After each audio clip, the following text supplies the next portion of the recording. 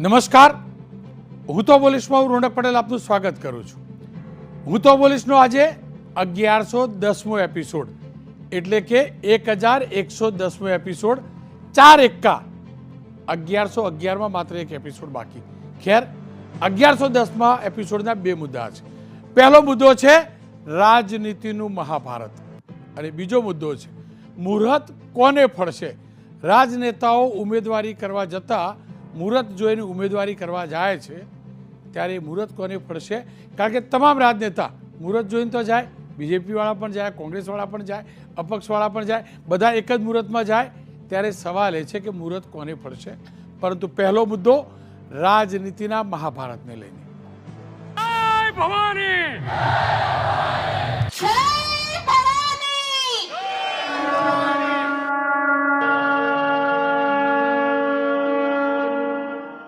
નવા મહાભારતના રણ મેદાનમાં અર્જુન આવી રહ્યા. હું સમગ્ર ક્ષત્રિય સમાજને પણ નમ્રતાપૂર્વક વિનંતી કરવાના મતનો છું. ઇન્ડી ગઠબંધન એ કૌરવ સેના જેવું છે.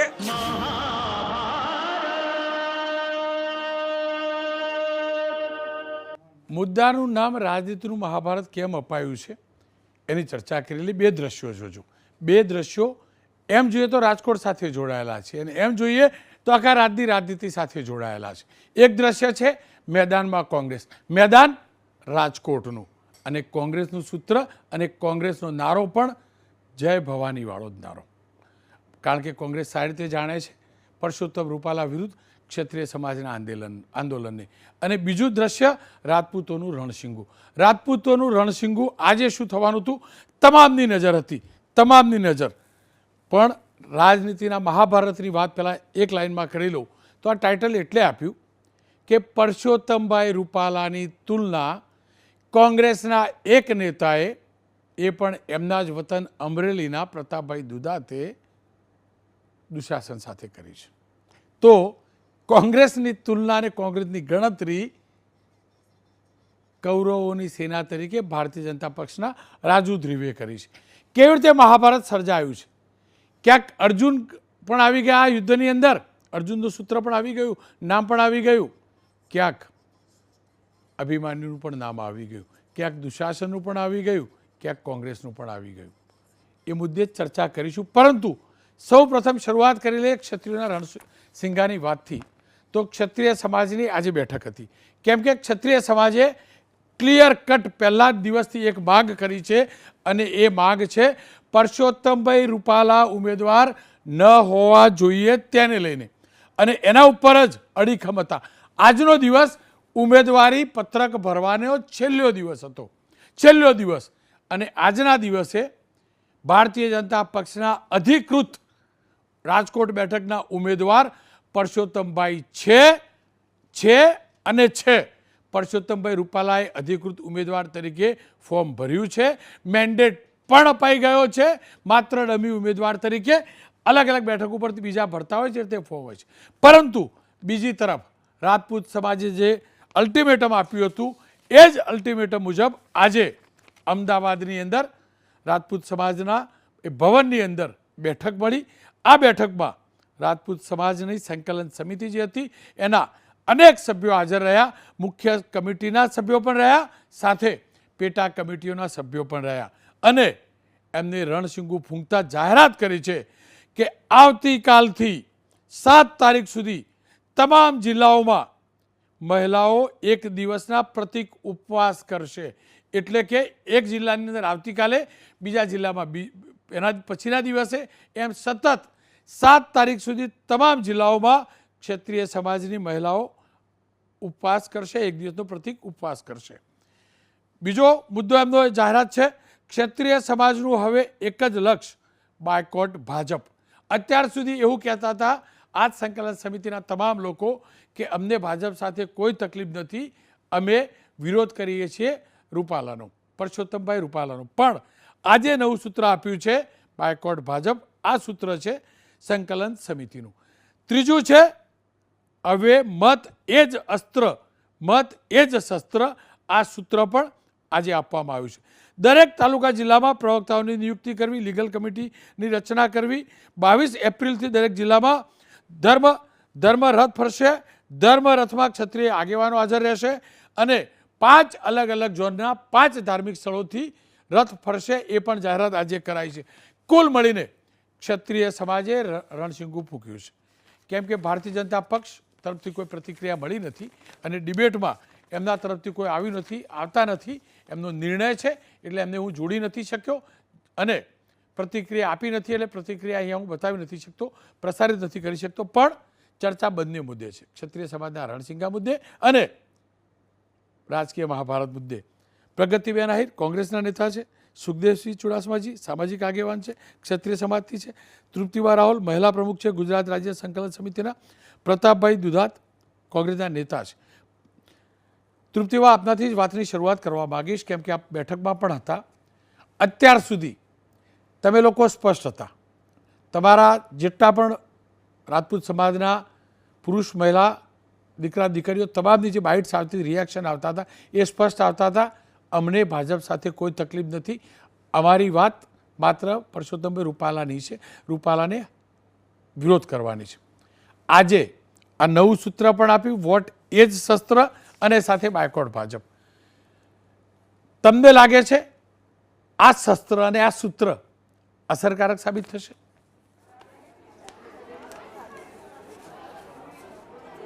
જો રોનકભાઈ, આમાં એવું છે કે આપણે જોયું હશે કે પહેલા દિવસથી અમે અમારી અસ્મિતાની લડાઈ લડતા આવતા હતા અને અમે પહેલી બધી જ જગ્યાએ લોકશાહી, અમે પહેલા દિવસથી બહુ ક્લિયર હતા કે કોઈ પણ જગ્યાએ અમે કાયદો અમારા યુવાનો હલો જી જી આપનો અવાજ આવે છે. હાજી, અમે લોકશાહી ઢબે અમે લડત લોકશાહી ઢબે અમે લડત આપશું. અમારા બહેનો દીકરીઓનો અસ્મિતાનો સવાલ હતો. બધી જગ્યાએ અમે લાગણીવશ પણ અમારા મોવડી મંડળને રજૂઆત અમે પહોંચાડેલી છે. જ્યારે અમારા સામાજિક આગેવાનો, રાજકીય જે રાજકીય આગેવાનો છે અમારી પાસે આવ્યા, અમે એમના થ્રુ પણ અમે મોવડી મંડળ સુધી રજૂઆત કરેલી છે. માનનીય મોદી સાહેબને અમે પોસ્ટકાર્ડ પણ મોકલેલા છે હજારોની સંખ્યામાં. છતાં પણ ક્યાંક ને ક્યાંક આજે આપ વિચારો કે આપણે સામાન્ય બેઠા હોય ને કોઈ મા દીકરી પર આવી જાય ને તો આપણે એકબીજાના કોલર પકડી લેતા હોય છે. ત્યારે આટલી મોટી વસ્તુને જો નજરઅંદાજ કરવામાં આવતી હોય અને અમારી અસ્મિતા અને મીન્સ કોઈ પણ રીતે જ્યારે અમને કોઈ નિર્ણાયક અમને ન મળતો હોય તો સ્વાભાવિક અમારી પાસે હવે લોકશાહીમાં તો બીજો કોઈ રસ્તો જ નથી ને. એટલે આજે હવે બીજેપી વિરુદ્ધ મતદાન થાય, નિર્ણાયક મતદાન થાય, આ માટેની જાગૃતિ પણ થાય. અને ફરી આ એક એવી વાત છે કે એક નેતા બહેનો દીકરી ઉપર ટિપ્પણી કરી જાય, મા બહેન ઉપર ટિપ્પણી કરી જાય અને 2 વાર સોરી બોલ દે ને વાત પતી જાય. એટલે લોકશાહીમાં આપણે હવે આ ચિત્ર જોવાનું છે ધીરે ધીરે. એટલે આ જે લડાઈ છે અમારી દરેક સમાજની સ્ત્રીઓ માટેની લડાઈ છે. મારી 1-2 વ્યક્તિની કે આજે સંકલન સમિતિ કે ક્ષત્રિયાણીઓની કોઈની વાત નથી. આ સર્વ સમાજની સ્ત્રીઓને આજે અડતો પ્રશ્ન છે. કારણ કે આપણે હિન્દુત્વની વાત કરીએ છીએ, આપણે રામ રાજ્યની વાત કરીએ છીએ, તો ખરેખર આ બહુ દુઃખદ છે. અને આ માધ્યમથી તો હું એ પણ કહેવા માગું કે અમારો તો આટલો અવાજ ઊંચો કર્યો અને છતાં પણ નથી સાંભળતું. ત્યારે વ્યક્તિગત અત્યાચારનો જે ભોગ બનતું હશે એને કોણ સાંભળતું હશે? એટલે અમે જે પ્રતિક ઉપવાસની વાત કરી છે એમાં જેમ આપણે સત્યનારાયણની કથા હોય અને આપ જે ભગવાનની મહત્તા અથવા કથાની મહત્તા સમજાવીએ કે ભાઈ આ સાંભળીને શું પૂન મળે, આપણા જીવનમાં શું એનું ફળ મળે, તો આ પ્રતિક ઉપવાસમાં અમારા જે બીજા સર્વ સમાજના જે હિતેચ્છુ છે, પરિવાર છે, બધા જ અમારા જે અમે તો જવતલિયા જે કહેવાય ને કે કદાચ આપ એક સમાજથી બિલોંગ કરો છો એક વ્યક્તિગત, પણ અમે તો જવતલ હોમીને પણ એને પોતાના લોહીના સંબંધના ભાઈઓ બનાવીએ છીએ. એટલે એવા પણ ઘણા બધા પરિવારો છે. તો અમે આ જોડીને એક અમારી અસ્મિતાનો સવાલ છે. અને તમે જ્યારે મત દેવા જાઓ, અમે એવું કીધું છે કે હવે તો 52,000 બૂથ ઉપર, ગુજરાતના 52,000 બૂથ ઉપર 26 સીટે તે અને 52,000 બૂથ પર રૂપાલા સામે ઊભા છે. અને તમારે બહેનો દીકરીઓ માટે અત્યારે જ્યારે તમે મત દેવા જાઓ ત્યારે તમારા ઘરની દીકરીઓ સામે નજર કરીને જજો. અને જ્યારે પાછા આવો ને ત્યારે મત એવો દઈને આવજો કે તમે તમારી બહેનો દીકરીઓની નજર મેળવી શકો. કારણ કે હવે આ ભારત વર્ષની સ્ત્રીનો અસ્મિતાનો સવાલ છે. પણ તૃપ્તિબા જુઓ, આ તો કેવી વિટંબણા. ક્ષત્રિય સમાજના, રાજપૂત સમાજના એ નેતાઓ જે ભારતીય જનતા પક્ષ સાથે જોડાયેલા છે એમની હાલત તો ભીષ્મ પિતામહ જેવી થશે. કારણ કે અનેક નેતાઓ છે ક્ષત્રિય સમાજમાંથી, રાજપૂત સમાજમાંથી જે ભાજપ સાથે જોડાયેલા છે. બોલી પણ નથી શકતા, કહી પણ નથી શકતા, કરી પણ નથી શકતા. અને એ જ તમારા જ લોકો, તમારા જ વડીલો સમાજના એમના વિરુદ્ધ કે જેમને તમને બીજેપીની મહત્તા સમજાય એના વિરુદ્ધ તમારે કામ કરવાનું. અને સામે જે પાર્ટી સાથે મહદઅંશે ક્ષત્રિય સમાજ નથી રહેલો એ કોંગ્રેસ એ લાભ લઈ જશે. આ કેવી વિટંબણા.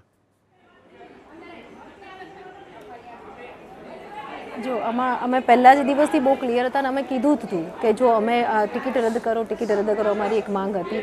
અને આપને હું એ પણ કહું કે કદાચ જ્યારે બીજેપીનું મતલબ ક્યાંય સ્થાન નહોતું ને ત્યારે ક્ષત્રિય સમાજના સપોર્ટથી 300 ઉપર આવેલી હતી. અને છતાં પણ તમે વિચારો આજે કે તમને નજરઅંદાજ કરવામાં આવે. અને અમારા વડીલોની આપે વાત કરી તો બિલકુલ પણ હું એવું માનું છું કે સમાજ પહેલાં હોવો જોઈએ, બહેનો દીકરીઓની અસ્મિતા પહેલાં હોવી જોઈએ. એટલે કોઈક તો એવી હિંમત કરે. આજે ઘણા બધા આપે જોયું હશે કે અમુક દીકરાઓએ અત્યારે એમના પોતાનો અમે શું કહેવાય એમનું જે કંઈ બીજેપી પાર્ટીમાં જે હતું તો એમને એ રદ કરેલું છે, પોતે સમાજ સાથે આવીને ઊભા રહ્યા છે. અમારી માટે પણ આ દુઃખદ છે, પણ કદાચ બહેનો દીકરીઓ પર આવે, સામે ભગવાન પણ આવે ને તો લડી લેવાની તૈયારી હોવી જોઈએ. અને રામના નામે આપણે કહીએ ને કે પથ્થર તરે, તો મોદી સાહેબ હિન્દુત્વની સનાતનની જે વાત કરે છે ને એના નામે હજી પણ અમને જે સમજાવવામાં આવે છે એવું કહે છે કે આપ અહીંયા આજે કરો છો પણ આ તો હિન્દુત્વને મોદી સાહેબ માટે મત આપવાના છે. જો મોદી સાહેબ માટે મત આપવાના તો અમે પહેલાં પણ કીધું હતું કે આપ રૂપાલા સાહેબની જગ્યાએ કમળનું ફૂલ મૂકી દો તો પણ મત કરી દેવા તૈયાર છીએ. પણ છતાંય રામના નામે પાણા તરે, પથ્થર તણે, પણ એ જ પથ્થરો જ્યારે બહેનો દીકરીઓ સામા ઉગામે અને એની પર આવે ત્યારે તો માફ કરે ક્ષત્રિય સમાજને, પણ એ અમારાથી નહીં થાય. તૃપ્તિબા, કેમ કે આપ ત્યાં વ્યસ્ત છો અને વચ્ચે પણ સમય આપે નીકાળ્યો છે, આપનો ખૂબ ખૂબ આભાર. સહદેવ શિવજી મારી સાથે જોડાયા છે. સહદેવ શિવજી, મારે એ જ જાણવું ને સમજવું છે, જે આજે નિર્ણયો લેવાયા એ તમામ નિર્ણયો એક લાઇનમાં કહીએ તો બીજેપી વિરુદ્ધના છે. તમે આ સમાજને પણ જાણો છો, તમે બીજેપીને પણ જાણો છો, સમાજના બીજેપી સાથે જોડાયેલા નેતાઓને પણ જાણો છો. તમે આ નિર્ણય સાથે કેટલા અને આ નિર્ણય પરિપૂર્ણ થશે, કારણ કે ફાયદો કોંગ્રેસ લઈ જશે, આપ પણ જાણો છો. જેના વિરુદ્ધ સમાજના લોકો મતદાન કર્યું અત્યાર સુધી એ લોકો લઈ જશે. તમને લાગે છે કે આ જે સંકલ્પ છે, જે આજે નિર્ણયો લેવા છે, એ ફલીભૂત થશે? જો રોનકભાઈ, છેલ્લા 25 દિવસથી અમારું આ આંદોલન ચાલુ હતું. અત્યાર સુધીના આંદોલનમાં માત્ર એક રૂપાલાભાઈની ટિકિટ રદ કરો, અમને એમના નિવેદન સામે વાંધો છે, એ જ મુદ્દો હતો. અને આ વારંવાર અમે કહી ચૂક્યા છીએ.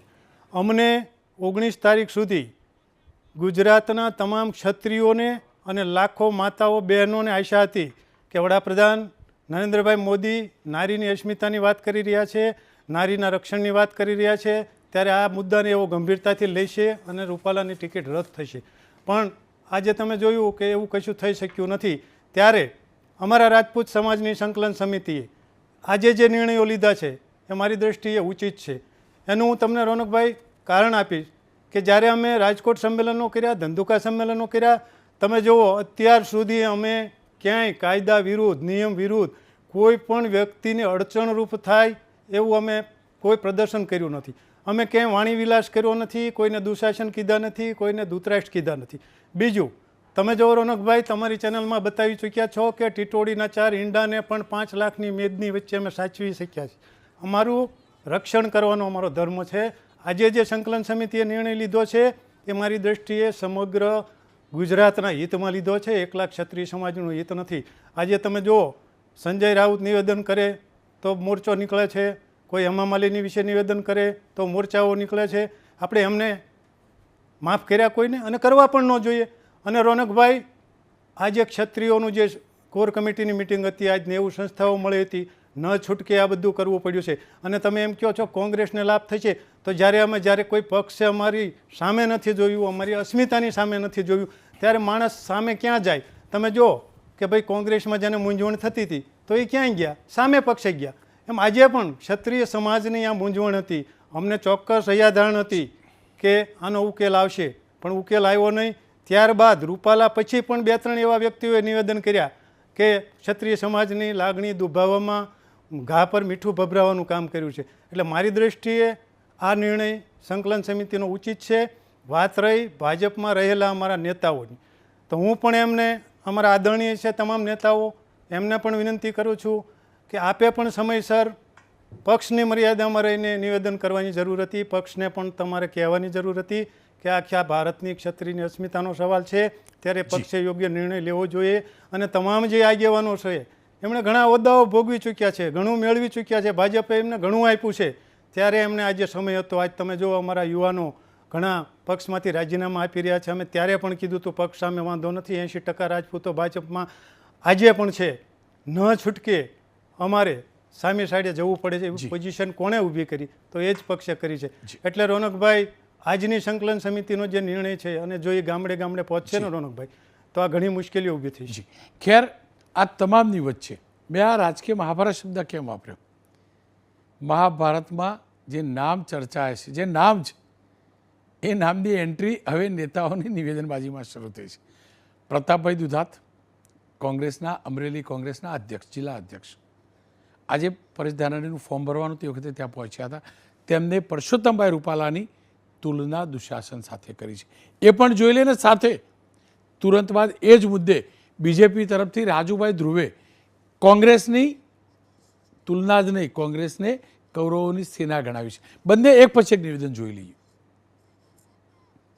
અમરેલીથી આવેલો અમારો યુવાન એ સમયના અભિમન્યુની જેમ 9 કોઠા વીંધી અને રૂપાલાને વીંધી અને પરત પાછો આવશે, એમાં કોઈ શંકા નથી. નારી શક્તિનું અપમાન છે.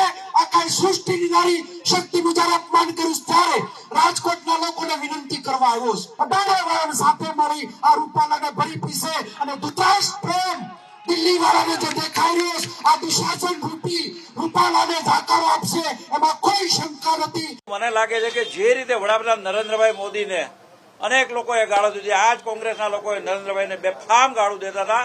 નરેન્દ્રભાઈએ ગાળોની આજે જે રીતે લોકપ્રિયતામાં પરિવર્તિત કરી, પરસોત્તમભાઈ રૂપાલાને કોંગ્રેસના લોકો જે ગાળો દેવી હોય દે, પરંતુ પરસોત્તમભાઈ એ ગાળોથી વધુ મજબૂત થશે. રાજકોટની પ્રજા એમને વધુ ને વધુ પ્રેમ કરવાની છે, એ સાબિત થતું જાય છે. બીજી એક વાત, કોંગ્રેસના લોકો જ્યારે પરાજયને ભારે છે, કોંગ્રેસની ખસ્તા હાલતને થતી જોવે છે, ત્યારે એમને અને એમના નજીકના સગાઓ યાદ આવે છે. જે રીતે ઇન્ડી ગઠબંધન એ કૌરવ સેના જેવું છે, ત્યારે સ્વાભાવિક જ છે કે કોંગ્રેસના નેતાઓને પોતાના નજીકના સ્વજનો જ યાદ આવે. અને હું માનું છું કે કોંગ્રેસના લોકો આજે પોતાના સ્વજનોને યાદ કરી અને એને રૂપાલા સાથે સરખાવવાનો પ્રયત્ન કરે છે. પરંતુ રૂપાલા જેવા પ્રખર લોકસેવક એક રાજપુરુષની સામે આ પ્રકારના વાક્ય પ્રયોગો કરે, રાજકોટની પ્રજા સાખી નથી લેવાની. તમે પણ અત્યારે એક કૌરવની સેના કીધું, તમે પણ જે અત્યારે જે ન શોભે એવી વાત કરી. સાચી વાત છે તમારી. અમે કૌરવ સેના એટલા માટે કૌરવની સેના કીધું છે. અમે કૌરવની સેના એટલા માટે કીધું છે કે આ બધા પક્ષો આજે એક બાજુ રાષ્ટ્ર ધર્મ છે, રાષ્ટ્રવાદ છે, બીજી બાજુ ભાગલાવાદ છે. જે લોકો આજે દેશના ભાગલા કરાવવાના પ્રયત્ન કરતા હતા, 370મી કલમ દેશને એક અને અખંડિત કરતી ભારતીય જનતા પક્ષે વડાપ્રધાન નરેન્દ્રભાઈ મોદીએ દૂર કરી. 3 તલાકનો કાયદો વડાપ્રધાન નરેન્દ્રભાઈ મોદી લઈ આવ્યા. અયોધ્યામાં રામ મંદિર, અરે અમારા પરસોત્તમભાઈ અને અમારા વડાપ્રધાન નરેન્દ્રભાઈ મોદી તો રામ રામ કરે છે. આ લોકોને તો રામ રામે કરવામાં આમ કે હાલ આવતું હતું. એ ભગવાન, આ યુગમાં ક્યાં મહાભારત આવ્યું, ક્યાં કૌરવ પાંડવ આવ્યા, ક્યાં દુશાસન, આ બધું ચાલી શું રહ્યું છે, શું કરવા ચાલી રહ્યું છે, રાજનીતિ કેમ થઈ રહી છે? પ્રતાપભાઈ દુધાતને મેં પૂછ્યું છે, એ પણ જોઈ લઈએ. પ્રતાપભાઈ, નમસ્કાર, આપનું સ્વાગત છે. આજે પરેશભાઈ ધાનાણીએ જ્યારે ફોર્મ ભર્યું, ઉમેદવારી પત્રક ભરવા ગયા, એ પહેલાંની રેલીમાં મેં તમને સાંભળ્યા અને તમે પરસોત્તમભાઈ રૂપાલા, તમારા મારા બંને કરતાં ઉંમરમાં પણ મોટા છે, અનુભવમાં પણ મોટા છે, એમને તમે દુશાસન કહીને સંબોધ્યા, તેમની સરખામણી દુશાસન સાથે કરી. પ્રતાપભાઈ, રાજનીતિમાં આવા શબ્દોનો ઉપયોગ કેમ ઉપયોગ, કહેવા શું માગતા હતા તમે? મારી વાત રોનકભાઈ એ પ્રકારની હતી કે હાલ વસ્ત્રહરણ ભાષાકી ચાલી રહ્યું છે. એક મા બેન દીકરીનું અપમાન થાય, સમાજની કોઈ પણ બેન દીકરીનું અપમાન થાય, એ બિલકુલ અયોગ્ય ગણાય. અને એના માટે દુશાસન રૂપી રૂપાલા મેં કીધા છે કે દુશાસનના મોહમાં ધૃતરાષ્ટ્રે હસ્તિનાપુરની આખી ફના થઈ ગયું. એ પ્રમાણે મહાભારતના મંડાણ થતા એવું મારું માનવું છે. અને એ ભાષાની અંદર દુશાસન સાથેની મેં સરખામણી કરી છે. પ્રતાપભાઈ, તમે રૂપાલાજીની સરખામણી દુશાસન સાથે કરી અને એટલે જ અમે મુદ્દે ભારતીય જનતા પક્ષ વતી રાજુભાઈ ધ્રુવની પ્રતિક્રિયા લીધી. તો તેમને કહ્યું કે તમારી આખી કોંગ્રેસ કૌરવોની સેના છે, આખું જે ગઠબંધન બન્યું છે એ કૌરવોની સેના છે. આ તો રાજકીય મહાભારત શરૂ થઈ ગયું. કૌરવ કોણ, પાંડવ કોણ? મારી વાત એ પ્રકારની છે કે ઈડી, સીબીઆઈ, પોલીસનો ગેરઉપયોગ કરી દમનગીરી કરવી, સત્યને છુપાવવા માટે સખત પ્રયત્નો કરવા, લોકશાહીનું વસ્ત્રહરણ કરવું, તો આજે જે વસ્ત્રહરણ હાલી રહ્યું છે એ લોકશાહીનું હનન થઈ રહ્યું છે. રાજુભાઈ જે વાત કરી રહ્યા છે એ રાજુભાઈનો પર્સનલ ઓપિનિયન હોઈ શકે. કોંગ્રેસ કૌરવોની સેના એણે સરખાવી હોય તો સેના તો એના માટે ત્યાં મોટી થઈ ગઈ છે કે કોંગ્રેસના અહીંયાથી લડનાર યોદ્ધાઓ જેટલાના યુદ્ધ મહાભારતના યુદ્ધમાં એક વાત થઈ, શંખનાદ થયો કે જેને સામે પક્ષે જવું એ સામે પક્ષે જાઓ. તો મને લાગે છે કે વન સાઇડ ભારતીય જનતા પાર્ટીના પક્ષમાં ઈડી, CBI અને બધું જ અત્ર તત્ર સર્વત્ર, એટલે આ બધું જ વન સાઇડ થઈ ગયું છે. ને એ વન સાઇડની અંદર વાંધો નથી, પણ સત્યને છુપાવવા માટેના પ્રયત્નો થઈ રહ્યા છે. ને આ વાતને ટ્વિસ્ટ નહીં કરતા, જે મુદ્દો રાજકોટમાં બનાવ બન્યો છે, ઉપરથી દિલ્હીના નેતાઓ જોઈ રહ્યા છે કે કોઈ બેન દીકરીનું આટલું ઘોર અપમાન થાય. બેન દીકરીનું અપમાન નથી, સનાતન ધર્મનું અપમાન છે, હિન્દુ ધર્મનું અપમાન છે. મોગલો હોય, અંગ્રેજો હોય, તેની સામે ક્ષત્રિયોએ લડવાનું કામ કર્યું. રાજા મહારાજાની બેટી રોટીની વાત રૂપાલાજી કરતા માત્ર એણે તો એટલી જ વાત કરી હતી કે અસ્મિતા અમારી જે ગવાણી છે એના માટે ટિકિટ તમે જતી કરો. છતાં પણ એ અહમની અંદર જે પ્રકારનું વર્તન ભારતીય જનતા પાર્ટીનું થઈ રહ્યું છે, ત્યારે રાજકોટની અંદર મહાભારતના મંડાણ થઈ ગયા છે. ને યોદ્ધા તરીકે, અભિમન્યુ તરીકે અમે પરેશભાઈને લડવા મોકલ્યા છે અને 7 કોઠા વીંધીને પાર પાડીને આ વખતે પરત આવશે અને રૂપાલાજીને પરાસ્ત કરશે. હું હજી સમજી જ ના શક્યો. લલિતભાઈ ખગતરાય, પ્રગતિબેન એવું કહેલું કે અર્જુન થઈને અમરેલીથી રાજકોટ જવાના પરેશભાઈ. આ ભાઈ અભિમાન્યુ કહે છે. આ ખરેખર અર્જુન છે, અભિમાન્યુ છે કે પછી ન શબ્દ વાપરવા જો મારો મિત્ર છે એટલે મને માફ કરશે એટલે વાપરી દઉં. કોઈ મળતું નહોતું એટલે બલીનો બકરો બનાવવા અમરેલી મોકલ્યો. રોનકભાઈ, એક સમય હતો જે આપણે મહાભારતની વાત કરીએ છીએ એટલે કહું છું કે ત્યારે ધર્મ અને અધર્મની લડાઈ હતી. અત્યારનો સમય એ છે રોનકભાઈ કે અહંકારીઓની સામે લોકશાહીની લડાઈ છે. અને મને ગર્વ છે કે એ પરસોત્તમભાઈ રૂપાલાએ જેણે મહિલાઓના અપમાનની વાત કરી છે, એમણે બહેનો દીકરીઓ માટે થઈને જે વાત કરી છે, ને એ અહંકારીની ટિકિટને ન કાપીને ભારતીય જનતા પાર્ટીએ આખી સાબિત કરી દીધું છે કે એ કૌરવો કરતાં પણ જાય એવી પાર્ટી છે. તમે આખી મહાભારતમાં જોજો, શ્રી કૃષ્ણએ કાયમી કહ્યું છે કે મહિલાઓનું સન્માન થવું જોઈએ. અને મને ગર્વ છે કે અમારી પાર્ટીમાંથી એ બીડું ઝડપવા માટે થઈ અને પરેશભાઈ જે ટિકિટની ના પાડતા હતા કે મારે આ વખતે ઇલેક્શન લડવું જ નથી, અને જેમના ખેતરમાં જઈને પાણી વાળતા હતા કે ખેતી કામ કરતા હતા, એ પરેશભાઈએ સામેથી જ્યારે પાર્ટીએ એને કહ્યું કે પરેશભાઈ હવે તમારી જરૂર છે, તો એમણે બધું જ સાઈડમાં મૂકી અને એ બહેનોના સન્માન માટે, એ બહેનોની રક્ષા માટે અને એક ક્ષત્રિય સમાજની વાતને મજબૂત રાખવા માટે થઈને પરેશભાઈ બીડું ઝડપ્યું છે. ત્યારે હું તમને કહું છું કે અમારા અભિમન્યુ પણ છે કે અમારા અર્જુન પણ છે. એમણે, તમે જુઓ તો આખી મહાભારતમાં અભિમન્યુ હોય કે અર્જુન હોય, એમણે સ્ત્રીઓના સન્માનની વાત કરી છે, એમણે સ્ત્રીઓની રક્ષાની વાત કરી છે. અને આ અત્યારની લડાઈ છે ને રોનકભાઈ, એ અહંકારીઓની સામે લોકશાહીની છે. પહેલાં કહ્યું, મેં એમ કહું છું રોનકભાઈ કે તમે જુઓ, એક બાજુ ભારતીય જનતા પાર્ટી પોતાના રામના નામે મત માંગે છે, પણ હું તો 2 હાથ જોડીને નતમસ્તક રામ ભગવાનના ચરણોમાં વંદન કરું છું કે એ જેવા રામલલ્લાની મૂર્તિની સ્થાપના થઈને એવી રીતે ભારતીય જનતા પાર્ટીનો અહંકાર બહાર આવ્યો. એવી જ રીતે ભારતીય જનતા પાર્ટીના મહિલાઓ વિશેની જેમની વિચારધારા છે એ બહાર આવી. અને જેવા એ રામલલ્લાએ ત્યાં પ્રાણ પ્રતિષ્ઠા થઈને એવા ભારતીય જનતા પાર્ટીના વળતા પાણી આપણને જોવા મળે છે. જે 400 ને પારની વાત કરી રહ્યા છે ને રોનકભાઈ, આજે એ લોકોને ગુજરાતમાંથી પણ ફાંફા પડવાના છે, તમે એટલું યાદ રાખજો. અને રોનકભાઈ, કોંગ્રેસ પાર્ટીએ તો મહિલાઓનું સન્માન કર્યું છે. આ ભારતીય જનતા પાર્ટીના જે નેતાઓ છે એને પૂછો કે એમને RSSમાં ક્યાંય મહિલાઓને સ્થાન છે? એ જે રાષ્ટ્રવાદની વાત કરી રહ્યા છે અને એમના ઓફિસ ઉપર આ દેશનો તિરંગો નથી ફરકાવી શકતા રોનકભાઈ, એ રાષ્ટ્રવાદની વાત કરે. અમે કોંગ્રેસ પાર્ટી તો રાષ્ટ્રપ્રેમની વાત કરતા આવ્યા છે. તમામ સમાજને, તમામ મહિલાઓને, પુરુષોને, યુવાનોને બધાને સાથે લઈને ચાલતી આવતી અમારી કોંગ્રેસ પાર્ટી છે. આ ભારતીય જનતા પાર્ટી મણિનગરમાં જ્યારે મહિલાઓને નગ્ન કરી અને માર્કેટમાં ફેરવતા હતા અને એમની ઉપર ગેંગ રેપ થતા હતા. મારે એટલા માટે કહેવું પડે છે કે એક સમયમાં ત્યાં મણિનગરમાં મહિલાઓ ઉપર આ બનાવ બન્યો ત્યારે આ ભારતીય જનતા પાર્ટીના દુશાસનો હું કહીશ કે ત્યારે એ ચૂપ રહ્યા હતા. અને આજે પણ ગુજરાતમાં જે ક્ષત્રિયોએ એમના પોતાના આખા, જ્યારે ભારત દેશને એક કરવાની વાત હતી, અખંડિતતાની વાત હતી, ત્યારે જે ક્ષત્રિયોએ ગુજરાતમાંથી પહેલું રાજ્ય જેને અર્પણ કર્યું હતું, એ ગુજરાતના ક્ષત્રિયોને માન સન્માનની વાત આવે છે ત્યારે કેમ ભારતીય ગુજરાતના બે પનોતા પુત્ર કહે છે રોનકભાઈ, જી. જ્યારે અહીંયા આવે છે ત્યારે રડે છે કે મને જી. ગુજરાતના પુત્રને ગાળ પ્રગતિબેન. દીધી છે, એમ કરીને રડીને માત માંગે છે. જ્યારે ગુજરાતના ક્ષત્રિયોની ને ગુજરાતની ગરિમાની વાત જી, જી. આવી છે ત્યારે કેમ એ લોકો બોલતા ખેર, નથી, ક્યારે ચૂપ થઈ ગયા છે? સહદેવસિંહજી, આપની પાસેથી જાણી લઉં, જો એ હકીકત છે કોંગ્રેસ મોકા પર ચોક્કો મારી રહ્યું છે, અદ્ભુત મોકો મળ્યો છે, પણ તમે લોકો ક્યારે કોંગ્રેસ સાથે રહ્યા નથી, આ હકીકત છે. હવે આ ચૂંટણીમાં તમે જે પ્રકારની આજે જાહેરાતથી વિરોધ કરાશે, પરિણામ ઉપર તો જાજો ફરક કેવી રીતે પડી શકશે? મને સમજાવો, સંખ્યાની દ્રષ્ટિએ પણ સમજાવો, કેવી રીતે શક્ય બનશે? જો રોનકભાઈ, હું કોઈ પક્ષ સાથે જોડાયેલો નથી, તટસ્થ વક્તા છું, પણ એટલું ચોક્કસ કહીશ કે તમે રાજકોટનું અમારું સંમેલન જોયું.